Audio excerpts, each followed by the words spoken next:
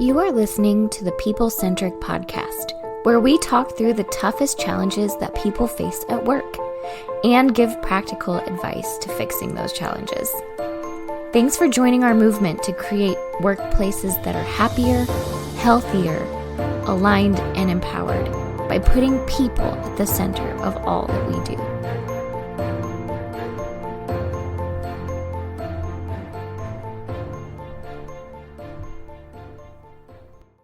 Hey, people-centric leaders. We are going to talk a little bit about managers today.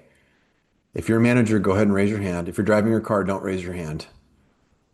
Raise your hand. Go ahead. Don't raise your hand if you're driving the car. Okay, now put it down. Bethany, you raised your hand. I just saw you raise your hand. Bethany's on here. You are a manager of people. Uh-huh.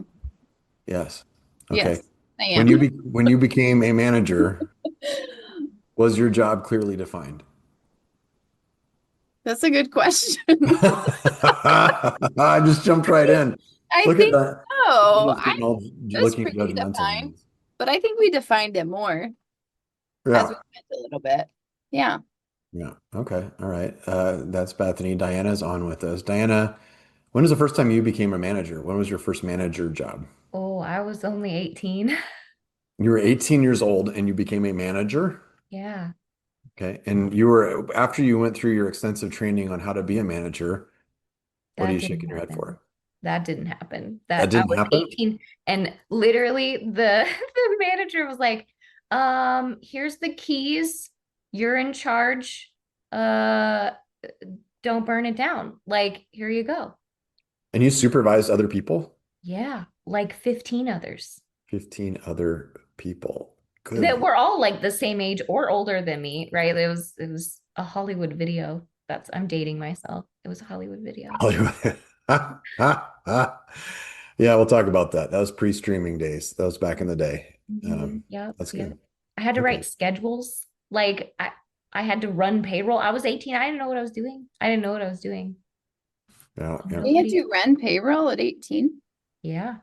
It was all at a bigger system flow. So it was like not hard. You just had to like, yep, that person actually did the work, or oops, this dude didn't clock in for that shift. It was just checking stuff. Yeah. And then Stephanie is also on here with us. And Stephanie, you have owned companies before. Yeah. And managed people and done those roles. Yeah. I was trying to think when you asked Anna the first time I did that. I think I was like 24 and I was working in kind of like a startup environment. And they're like, we need interns and part-time people. Stephanie, go. And so I had to like figure out all of their jobs and their schedules and where they're coming and going and who's doing what. And then like everyone would come and complain to me about the intern, what they didn't like. Like I can wrangle a 19-year-old, right? Like you can. I would like I was like, I don't know. You just told me to hire all of them. I didn't realize I was like responsible for all of their daily activities, but yeah. And then managing adults is also really fun and interesting many days. And so, yeah, it's okay. Well, I like our stories because all of our stories have something kind of in common. Like my first day on the job at ADM, I was just go walk around the plant and like learn more about the plant. And after about 4 days of doing that, I came in on the next week on the Monday and the plant manager called me in and said, okay, this week you're in charge of the mill. And do you have any questions? And I was like, yeah, what does the mill do? I imagine we mill something. It's a corn plant, so I'm going to guess we mill corn. And suddenly I'm supervising operators who'd been around for 35 years and they never found the body of the last engineer who managed that team, right? So we've all had similar management stories, but a lot of times, for one thing we've talked about a lot is that a lot of companies don't train their managers to do what they do. But we're going to talk about something even more basic today. What the heck does a supervisor do? What the heck does a manager do? And what does an executive do? We're going to talk about those different layers of management because sometimes we put out the word manager and we just mean that in terms of anyone who manages anybody, oversees anybody. And it could be an executive, it could be a manager, a supervisor. Are there differences in those roles? What does a manager do? Sometimes we even really confuse it and we use the term leader to say anybody that leads anybody else. And, we would say everybody's a leader. So let's start off with what is the difference between those roles? Like, what does a supervisor do? If we're thinking about different roles and we think about a supervisor, so when we say supervisor, we mean somebody kind of front line, right? So what does the supervisor role entail? Supervising. Oh, Dawn. It's in the pretty name. easy, Okay. you know. And a manager manages and an executive does executing? Executive? Executive? Executive. Executiving. Executive. Oh, okay. Duh. Hmm. Yeah. So clearly we're running out of topics on the podcast. So anybody who wants some topics, please give us a call immediately because we don't know. We don't know. Webster's dictionary defines management as just kidding. Just kidding, everybody. Diana's lost herself. You can tell when Diana loses it because she hides behind her hair. That's when she goes Wednesday Adams on us. That's No, so true. what does a supervisor do besides supervising? What does that mean, supervising people? What does that look like? I mean, they're the most frontline leader, right? Quote unquote leader. So they're not just supervising and watching, right? They're kind of making sure the day to day gets done well, the processes are being followed the way they're supposed to be followed, and that the team is doing what the team is supposed to be doing. Yeah, so there's something processy in that, right? There's a process that they're overseeing. There's an execution. I am in charge of some people's execution on a process, right? As a supervisor, I supervise them. Super meaning over, vise meaning I see. So I oversee that person. Do you see how I pulled out the Greek? Bethany, were you impressed with that? I could tell. I saw you nod like, wow. It's like, wait, what did you say? Did you say overvise at first? Yeah, super over, see, like vision. Yeah. Oh, okay. Okay. That's good. Well, I was gonna add, sometimes supervisors do when you talk about like just the day to day of like if we're getting in the nitty gritty, it might even be like helping manage the schedule and things like that. Or it could be, I think a lot of times supervisors also fold into like training people. So they might be not responsible for like creating what the training looks like, but they might be the ones that are executing on the training and people are shadowing them or whatever. They're helping them understand like how to actually do the work day to Yeah. day. So they're sometimes in the work itself a little bit. I think a lot of supervisors are working supervisors, right? They can't just solely supervise people or train people. It's they also are doing the work as everybody else is doing the work.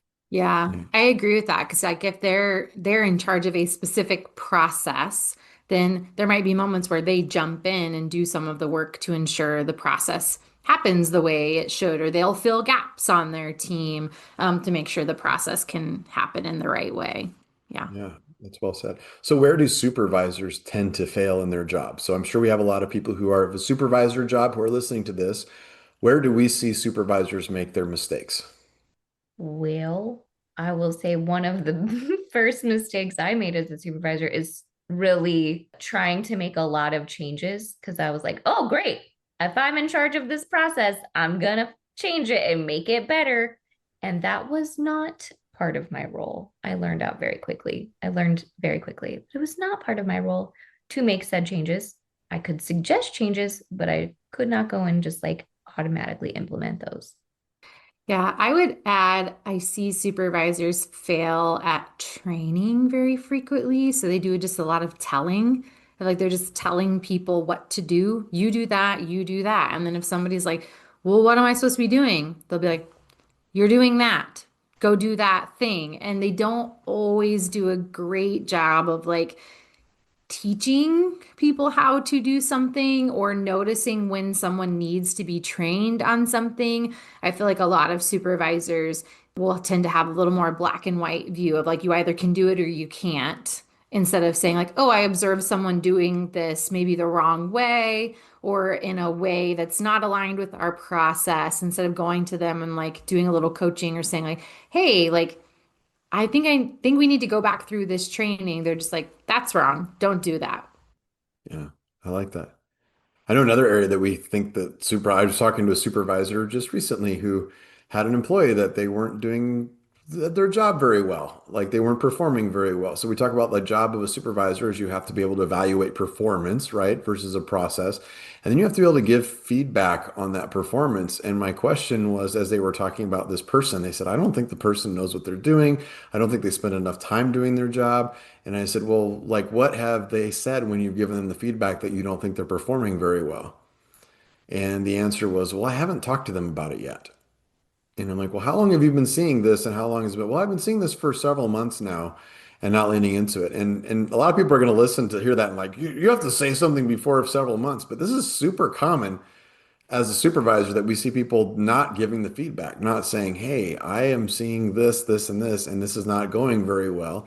Or even saying, hey, this is going really well and you're doing a great job. We see a lot of supervisors. We saw a study that was shared by Harvard Business Review that said that 69% of supervisors are afraid to talk to their people about anything. And so a lot of times we see supervisors not talk to their people at all. They don't give the feedback. They're not having the meetings. They're not discussing. They're not sharing the feedback that they have. They've got the thoughts in place, but they're not actually saying the things. So then they're not addressing it. So then they can't take the next steps of saying, do I coach them? Do I hold them accountable? What does that look like in terms of the next steps that we're taking?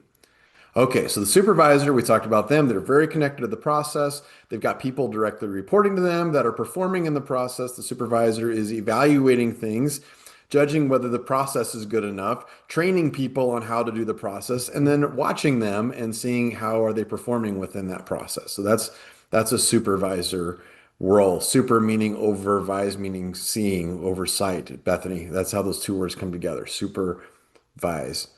So let's talk about managers now. And so a manager is the next level up in the org chart. So managers have supervisors underneath them. How does that change your role as a manager? What does the manager do? What's the manager day to day versus the supervisor's day to day? Yeah. Oh, go ahead, Diana. I What are you was I was gonna? gonna say I think that manager's the first time that you're now leading other leaders, which changes the dynamic a little bit. What were you gonna say, Bethany? Yeah, sometimes. Yeah, sometimes. And sometimes managers don't necessarily have supervisors under them. It depends on the company or the structure, right? But yeah, so they're maybe have some other people that are helping support the team, but they're a little bit more, they just have another level of responsibility to help meet with the team more regularly on a regular basis to kind of coach and train in a different way. They might not be as in the middle of the work. Some organizations you would have like working managers as well, but they might be pulled out of the day to day a little bit. They're not, shoulder to shoulder sometimes with their employees. They might kind of have their own thing that they're working on, and then they're helping support their employees in a little bit of a different way, a little bit more zoomed out. Yeah, I'd say that also managers are very much thinking about the team that's around them and how their team interacts with other teams next to them. So if I'm looking at the org chart and you look across the org chart, horizontally, and you think about manager, manager, manager, manager, the managers are the ones that should be working to break down silos. They should be reaching, okay, my team works with your team over here. How do our teams work better together? What does that look like? So they're not just thinking about the process, but also, do I have the right people on the team in a lot of ways, right? Supervisors sometimes have limited ability to change who is on their team. Managers have a little bit more ability to look at and say, do we have the right people on our team? And sometimes even, do we have enough people on our team? Managers are also the ones that are going to be more likely to say, I'm just assessing capacity of what we're going to be building, and I need to be able to grow that. I think about, we worked with a magazine years ago who was installing they were putting in a new title, a new magazine that they were going to put out. And we had the management team around for the managers of the different departments. And we were talking about producing a whole extra magazine every year. And one of the managers goes like, my team who does the ads is going to have a lot more ads to create if we do this magazine. And the whole team looked around, and the manager goes, yeah, you're right. And the manager stopped for a second and looks and says, wait a second, that's my job to figure out what we need to be able to do that. And everybody went like, that's right. Now it's suddenly your job. You're not just living within the process of creating the magazine every day. Now you're a little bit outside that of saying, we've got a new magazine coming. So now I have to think a little bit about my team and how do I design my team to be able to be more effective inside of that. So she had to think about, okay, I've got to scale my team, or can we handle it with the team we already have? What's that going to look like? And how do we work together with the other teams to produce this extra magazine? So, yeah. All right. So where do managers struggle when we see managers fail? Where do we see managers fail? I think a lot of the time it's the same place that supervisors do, right? It's hard to teach people, it's hard to coach people, and it's hard to talk to people about performance. Like that's a top to bottom tough issue to crack. Yeah. So if you're a manager, you're still a supervisor. Hmm. I think that's a key point, right? Like if you're a manager, you still supervise some people underneath you.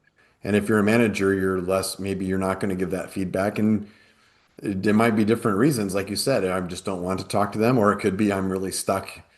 I've got Hmm. more of the day-to-day stuff that I have to worry about. Maybe I've got a wider range of responsibilities. And so I tend to not spend as much time or don't have as much time to spend with my team. Yeah, Yeah. I think there's that. I think there's also sometimes managers go the other direction and they're like too involved with everything. And so it's I think people swing between those two of like, I don't talk to my team, or I don't know how to give them feedback, or I don't pay enough attention to them, or to the far other side where it's like I just have to know exactly what they're doing, and I better make sure they have checklists. And I don't know if, I'm going to have to check in on everything all the time because I want to make sure that I'm doing my job and they're doing their job, and nothing gets out of order. And so that's, your micromanager, which we see a lot too. Yeah, that's well said. No one says they want to be a micromanager, but a lot of people would say the words you just said. Like, I got to check in on my team. I got to make sure they're doing the things that they are doing. And supervisors can kind of get away with that because you're really focused on a process, but managers now can't because of what you said. Because if you're focused on all that stuff, you can't be doing all of those different things all at once. Yeah, I was gonna say something similar to Bethany with that of like they're managers who they answer everyone's question, they solve everyone's problem for everyone. And so even if they feel like they're not micromanaging, I'm not telling you how to do that, but like every time you ask me a question, like, where's that? Oh, it's right there. How do you do that? You do that this way. And they really become the person that no one can work without.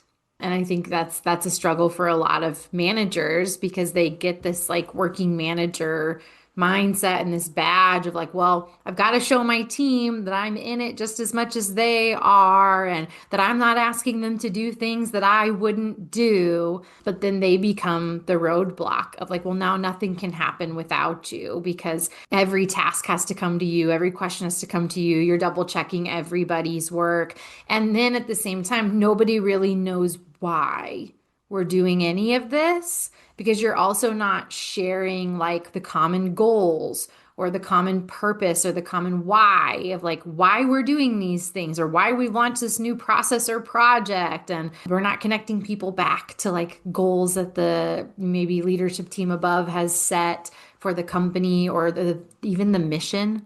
Like they're not really talking about why we're all even here doing this.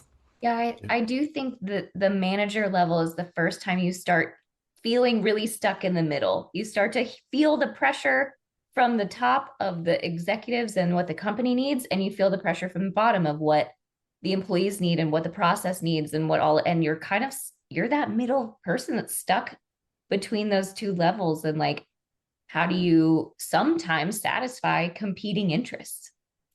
Yeah, yeah. So the supervisors are people process focus.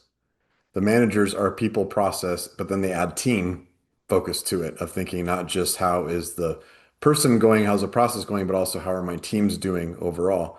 There's an old saying, I say it's an old saying. It might be one that we just made up. It might be one that I've just said, but I've been saying this lately of saying like good leaders get things done. Great leaders create more good leaders. Like that's so you're starting to think a little bit differently about that from the supervisor job. The supervisor can get away with diving in a little bit in the details.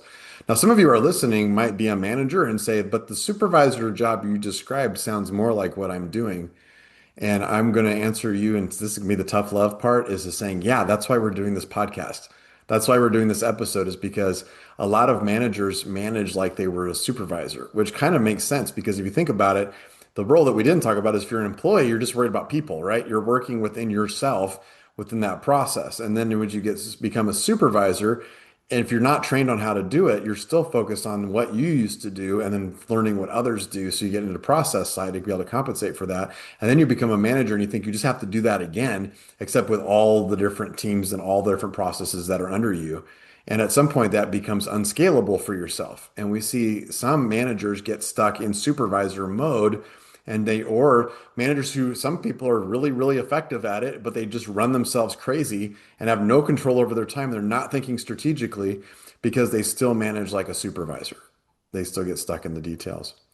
All right, let's go up another level. And by the way, some of you, I recognize that we work with some organizations that are really, really big. So when we say that we're talking about three different levels here, some of you might be listening to this going, yeah, we have 10 different levels, right? Yeah, we work with an organization that they've got leads, supervisor, managers, directors, admin directors, vice presidents, senior vice presidents, executive vice presidents, and they go all the way up the organization. So we're recognizing that.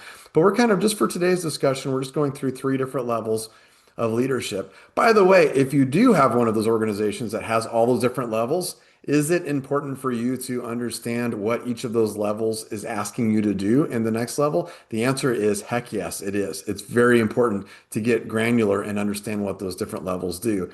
And if you're also listening to this, side note, this is bonus material, and you're saying, well, yeah, but we're not really very good at the title discipline thing. We have some titles that we give some, like a director over here might not be doing the same thing that a director does over here. Yeah, that's called lack of role clarity, and that is a critical problem inside the organization. It's something you've got to work on to fix. So that might be an opportunity for you. But all right, back on track. We talked about supervisors, people process. We're talking about managers now. People process teams. What happens when does the executive do now as you get up into the executive roles? You do whatever you want. It doesn't matter because That's the you're the sweet part about boss. it. That's what we're telling you. Yeah, No rules. No rules, You can do everything or nothing. no responsibility. yeah. That's how I feel. My job Make the is, big bucks. I don't know what happens up there. yeah. Yeah, you just get the other people to do all the work and you just take home the big bucks, right? And you make one big decision every once in a while so people know you're still there. As the CEO of People Centric, I did not know you guys understood my job so clearly. That is so great. The only part that you didn't add is I like to Scrooge McDuck in the money. I have to go, I like to pile the money in the room as full as I You do can and that. just swim around in it for a while. You know, I don't know where that room is, but I would like to know. you'd like it. Would it be funny if that was the money booth? Because you're kind of in the booth in our office right now. Wouldn't it be cool if like we could hit a button right now and money just started flying around the booth? Like, you're in the money booth. Beep, beep, Like beep. I This is what drop we're through doing. the floor and it's like this giant pit of money. Yeah, that'd be Paul. Oh, she knows where our money is, Diana. Uh-oh. It's not good. That's why I I'm in the haven't found the basement. button though. I haven't found the Yeah. button. So now what is really the role of the executive? Let's ask that. I mean, they don't Scrooge McDuck. There is still responsibilities, and we know a lot of executives, frankly, who don't have a lot of control of their time. We talk about being in executive quicksand, and we've done episodes on that, and they get stuck in it. So what is the added responsibility of the executive? I would say like the executive should be more focused on like goals and strategy. So like what are the goals we're trying to achieve this year and creating some plans around how we might achieve them and then sharing those with the managers so that the managers can work with their supervisors and frontline people to execute those goals. They're thinking a little more futuristically in their role instead of, hey, here's what's happening today and how we're going to manage this pile of work today. They're thinking, like, what's coming down the pipe? Like, what could our work look like 6 months from now, a year from now, 5 years from now? So they're a little more future focused and goal focused in their role versus, like, how will we execute this piece of work today? Yeah, I like that. Anything else we would add in terms of manager roles or executive roles? Excuse me. Executives. Yeah, I think executives are generally also still managers, right? We're still managing people generally, and probably doing some supervising of some process or procedure, whether that's a strategic process or something. So they're kind of doing all of the levels in one role. Yeah, yeah. So it's kind of interesting because when you hear that, like you're just picking things up as you go up. Do you get to put things down, or does the job just keep getting harder? Yeah, you should be able to put down some of those, especially like the frontline stuff. So, I mean, yeah, you're picking stuff up and you're probably dropping something off at every at every stop, right? Some of the more I don't want to say it this way, but some of the more basic functions, right? But if you're doing the work of a frontline employee as an executive, you shouldn't be probably. I think Yeah. sometimes people look at that and they're like, that's great. I love a leader who does that because they know what it's like. They're still in the game. And I understand the intention of that. But if that's taking up all of your time, and then something's probably off balance. Yeah. I liked it. I hadn't thought about this until just now, Bethany, when you said it. It's like when you get promoted into a role, sometimes you hear somebody say, well, I'm going to take on this new role. And they don't think about what are you going to offload? You're taking on something else. And like we know we're taking something on, but we don't think about what are we putting away? What are we putting down? And you're right, it's going to be some of the roles of the processes and things like that. So like the supervisor can get lost in the details of the day-to-day process and be lost in that part of it. The manager can get lost a little bit in the team and a little bit on the process side. Now, the executive and the managers and the executives have to start thinking about how do I create more supervisors so we don't have to worry about the process side of things, right? They have to add that skill set that people struggle with so much of delegating, allowing others, creating new leaders, doing that kind of thing. And if, like we said, if the executive doesn't do a good job of also being a supervisor, meaning not just the process side, but the people side, they don't realize that the executive has people that report underneath them, then they really, really struggle with that, right? And then that's a real problem. A lot of times we see executives are the worst individual managers. Like if you work for an executive, you are less likely to get attention, probably, especially like a CEO. Like people who work directly for a CEO would you all agree with that? I'm saying something that might be not true or not. Would you agree that somebody who works for a CEO in a high level executive position are less likely to get one-on-one attention than somebody who works for a manager or a supervisor? I think generally that's true. Yeah. Yeah.